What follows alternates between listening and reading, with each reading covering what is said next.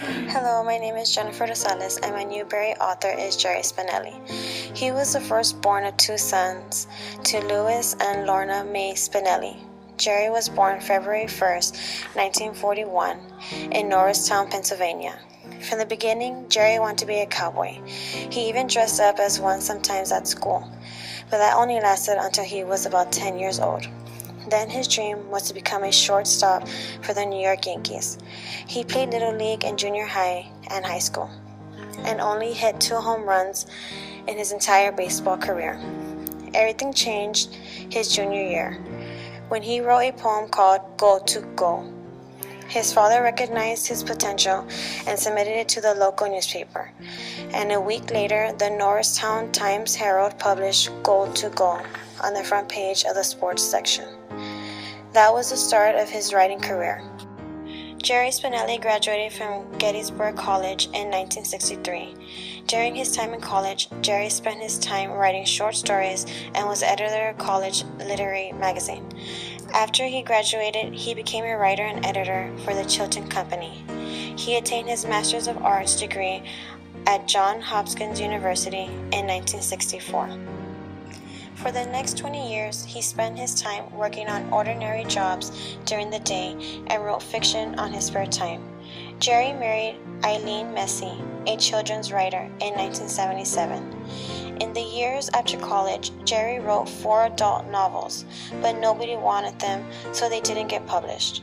The titles of those 4 novels were The Shoe, The End of the Golden Bears, The Corn Goddess, and Merciful.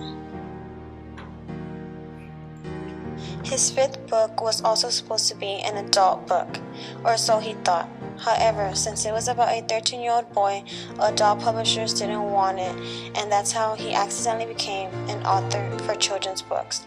His first published book, and one of his favorites, is called Space Station 7th Grade, which is about a 13-year-old named Jason Herkimer's awkward transition into adolescence, his struggle to accept divorce and new stepfather, and his first crush. The inspiration behind Spinelli's first book came from a small dispute in his household over chicken wings. After dinner one night, Jerry saved 5 leftover chicken wings in the refrigerator so he could take them to work the next day. When he awoke, the chicken was gone and only the bones remained. No one wanted to confess to the crime, so instead of eating lunch, he began to write. One by one, my stepfather took the chicken bones out of the bag and laid them on the table. He laid them down real neat, in a row, 5 of them. This became the opening sentences to Space Station 7th Grade. Jerry Spinelli made it a habit to write about what he knew. He got material from his past, present, and what he read. The story, There's a Girl in My Hammerlock, came from a newspaper article he read about a girl who competed on her high school wrestling team. The story is about a girl named Macy that tries out for a cheerleading squad but doesn't make it, so decides to get a new hobby, wrestling. In 1990, Spinelli wrote the book Maniac McGee, which is about an 11-year-old boy named Jeffrey that runs faster and can hit a baseball farther than any other kid. Jeffrey ran away from home and ends up in 2 Mills, a segregated town with blacks living on the east and whites on the west. Spinelli challenges racism in a way that is captivating for children to read. Maniac McGee eventually was made into a movie in 2003 for the Nickelodeon network. This story won Jerry Spinelli the Newbery Award in 1991. He published Crash and Ringer in 1996 and 1997. Crash told a tale of Crash Cogan, a boy with Maniac McGee's athletic prowess, but none of his humanity. And Ringer is a story about peer pressure, conformity, and tradition. This book won Spinelli the Newbery Honor in 1997. In 2000, he wrote Stargirl, which is about a fictional 10th grade girl named Susan Caraway, who spent her previous years homeschooled. This novel addresses individuality and diversity in a normal school setting. In 2003, he published Milkweed, a historically fictional story about a kid's perspective of escaping the Holocaust. Over time, he is taken in by a Jewish group of orphans, and he must avoid the German troops while living off the streets with other orphans. Currently, Hollywood producers are working on making Milkweed into a film. In 2007, he wrote Eggs, a young adult novel about two children that have little in common other than loneliness. His latest book is called Jake and Lily, which is about twins. Jake is a calm one and Lily has a temper. This book is about the summer that they turned 11 and struggle to find out who they really are. Jake is dealing with bullying, and Lily is devastated that Jake is no longer hanging out with her. This book is unique because it is written in two different perspectives, in Lily's and in Jake's.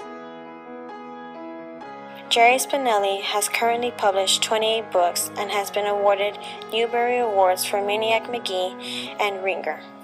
Maniac Magee was awarded the Boston Globe Horn Book Award in 1990, the American Library Association in 1991, the Dorothy Canfield Fisher Award, Indian Paintbrush Award, Rhode Island Children's Book Award, Charlotte Award, Mark Twain Award, and Nevada's Young Readers Award in 1992, William Allen White Award, Pacific Northwest Award, Massachusetts Children's Book Award, Rebecca Caudill Award, West Virginia Children's Book Award, Buckeye Children's Book Award, and Land Enchantment Award, all in 1993.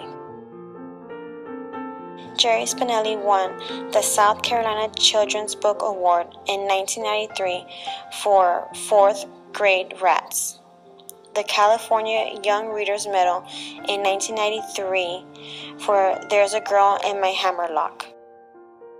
He also won Best Books, School Library Journal in 1997 and the Newbery Honor Book in 1998 for Ringer. And Jerry was awarded the Golden Kite Award for Fiction, Society of Children's Book Writers and Illustrators for Milkweed. I really didn't get into his books at first, but once I actually picked one up and read it, I couldn't put it down. It actually started to affect my schoolwork. I found Maniac Magee very detailed and easy to picture, and therefore made the rest of his books appealing to pick up and read. When reading Jerry Spinelli's books, it gives me an insight to his past, which made the stories all that more real to me. I could see more clearly, or better yet, hear Miss Eaton's whistle calling her kids into dinner, and see John Ribble's blazing fastball right past my eyes. When asked about his career, Jerry Spinelli said, "I never became a cowboy or a baseball player, and now I'm beginning to wonder if I ever really became a writer. I find that I hesitate to put that label on myself, to define myself by what I do for a living. After all, I also pick berries and touch ponies and skim flat stones over water and marvel at the stars and breathe deeply and grin from ear to ear and save the best part for last. I've always done these things, which is to say, I never had to become anything or anyone. I always already was. Call me a berry-picking, pony-touching star marveler."